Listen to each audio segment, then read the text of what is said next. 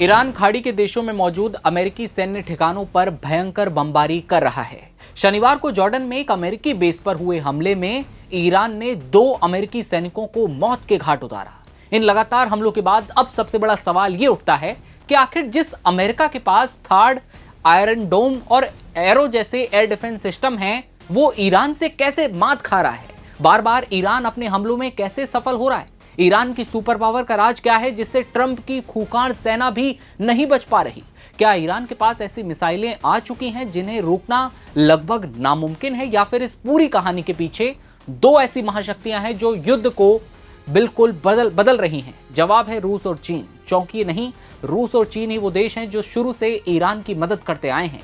दावा यह किया जाता रहा कि ईरान को अमेरिका के खिलाफ युद्ध में पर्दे के पीछे से हथियारों की सप्लाई यही 2 महाशक्तियां कर रही हैं।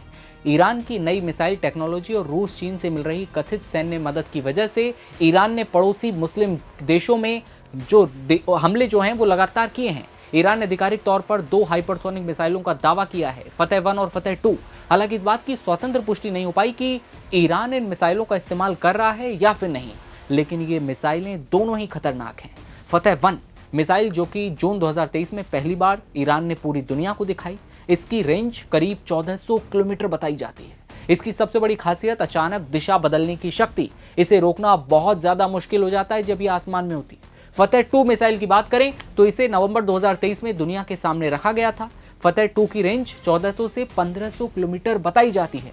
ईरान का यह दावा है कि इसमें हाइपरसोनिक ग्लाइड व्हीकल यानी HGV तकनीक का इस्तेमाल किया गया है, जिससे ये पारंपरिक बैलिस्टिक मिसाइलों की तुलना में कई गुना ज्यादा जटिल उड़ान भर सकती है और दुश्मन को मुंहतोड़ जवाब दे सकती है। लेकिन अब समझिए कि ईरान की मिसाइलें कैसे अमेरिकी एयर डिफेंस को चकमा दे रही हैं। एक्सपर्ट्स ये कहते हैं कि इसकी सबसे बड़ी वजह हाइपरसोनिक स्पीड और मैन्यूवर करने की क्षमता है।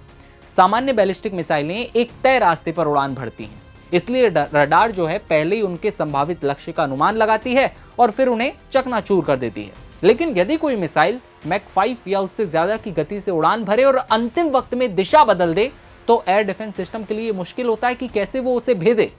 जब तक रडार नई दिशा को ट्रैक करेगा, मिसाइल एक बार फिर अपना रास्ता बदल सकती है। अब सवाल ये कि रूस और चीन कैसे ईरान की मदद कर रहे हैं? रूस इसलिए मदद देता है क्योंकि उसे यूक्रेन युद्ध में ईरान से ड्रोन मिलते हैं।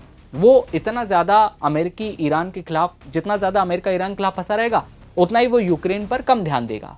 वॉल स्ट्रीट जर्नल की रिपोर्ट के मुताबिक रूस ईरान को सैटेलाइट इमेजरी और एडवांस ड्रोन टेक्नोलॉजी उपलब्ध करवाता है, जिससे अमेरिकी सैन्य ठिकानों की बेहतर पहचान हो, टारगेटिंग संभव हो पाए।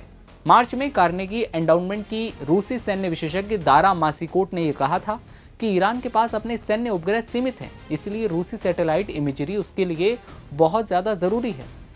चीन के मामले में हालात थोड़े अलग हैं। कुछ अमेरिकी अधिकारियों को यह संदेह है कि चीन ईरान को तकनीकी सहायता या कुछ महत्वपूर्ण कंपोनेंट्स उपलब्ध करा सकता है, लेकिन इसका कोई सार्वजनिक या ठोस सबूत अब तक सामने नहीं आया। हालांकि चीन हाइपरसोनिक तकनीक में दुनिया के अग्रणी देशों में सबसे आगे माना जाता है। चीन वैज्ञानिकों की शोध में यह दिखाया गया कि मौजूदा अमेरिकी एयर डिफेंस सिस्टम के लिए हाइपरसोनिक ग्लाइड व्हीकल को रोकना बहुत चुनौतीपूर्ण हो सकता है। और अलग अलग दावे रूस और चीन को लेकर इस ईरान अमेरिका युद्ध में किए जाते रहे हैं। अमेरिका भी साफ तौर पर कह चुका है कि अगर इन दोनों देशों ने या किसी भी देश ने ईरान की मदद की तो फिर वो उसका दुश्मन माना जाएगा।